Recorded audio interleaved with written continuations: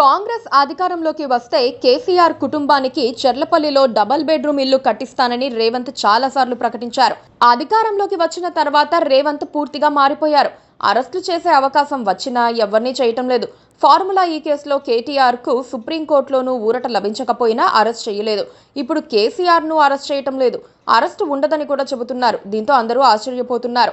రేవంత్ రెడ్డిలో ఈ మార్పు ఎందుకని చర్చించుకుంటున్నారు. అయితే రేవంత్ లెక్కలు రేవంత్ కు ఉన్నాయని అంటున్నారు. కేసీఆర్ మాజీ ముఖ్యమంత్రి. తెలంగాణ ప్రజల్లో ఆయనపై ప్రత్యేకమైన అభిమానం ఉంటుంది. ఆయనను అరెస్ట్ చేయటం వల్ల రాజకీయంగా తీవ్రమైన ప్రతిస్పందన రావచ్చు, ముఖ్యంగా బీఆర్ఎస్ శ్రేణుల నుండి. ఇది కాంగ్రెస్ కు వ్యతిరేకంగా ప్రజాభిప్రాయాన్ని మార్చవచ్చని, ఫలితంగా రాజకీయ నష్టం జరగవచ్చని కొందరు కాంగ్రెస్ నాయకులు భావిస్తున్నారు.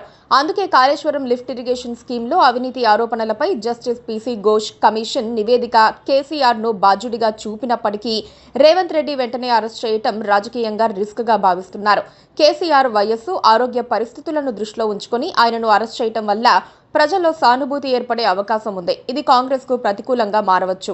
కాళేశ్వరం ప్రాజెక్ట్, ఫార్ములా ఈ రేస్, ఫోన్ ట్యాపింగ్ వంటి కేసుల్లో ఆరోపణలు ఉన్నప్పటికీ బలమైన సాక్ష్యాలతో కేసులను నిర్మించటం, రాజకీయంగా సరైన సమయం కోసం వేచి ఉండటం కాంగ్రెస్ వ్యూహంలో భాగంగా ఉండవచ్చు.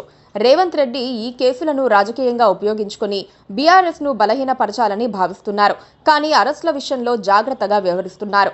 రేవంత్ రెడ్డి కేసీఆర్, కేటీఆర్లను అరెస్ట్ చేయించకపోవడానికి రాజకీయ రిస్క్, ప్రజాభిప్రాయం, చట్టపరమైన జాగ్రత్తలు ఉన్నాయని భావిస్తున్నారు.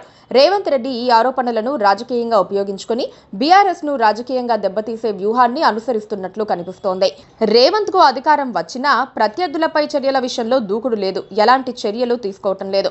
అధికారం ఉందని నేరుగా చర్యలు తీసుకుంటే వాళ్లపై జాలి కలుగుతుంది, ప్రజల్లో సానుభూతి వస్తుంది. అలాంటిది రాకుండా తానే మంచివాడనని అనిపించుకుని తన ప్రత్యర్థులపై పగ తీర్చుకునేలా రేవంత్ వ్యవహరిస్తున్నారన్న అభిప్రాయం వినిపిస్తోంది. అయితే బీఆర్ఎస్ అధినేత కేసీఆర్ ప్రజల్లోకి వచ్చి పార్టీకి మళ్లీ మూవ్మెంట్ తీసుకొస్తే రేవంత్ సహనం ఇదే స్థాయిలో ఉంటుందా అన్న సందేహం ఉంది. రాజకీయ అరెస్టుల వల్ల ఆయా పార్టీలకు, నేతలకు మేలే జరుగుతుంది. కానీ అరెస్టు చేయించిన వారు భూస్థాపితమైపోయిన సందర్భాలు ఉన్నాయి. అందుకే రేవంత్ తెలివిగా వ్యవహరిస్తున్నారని అనుకోవచ్చు. Please subscribe to KTV Telugu. KTV Telugu. KTV Telugu channel.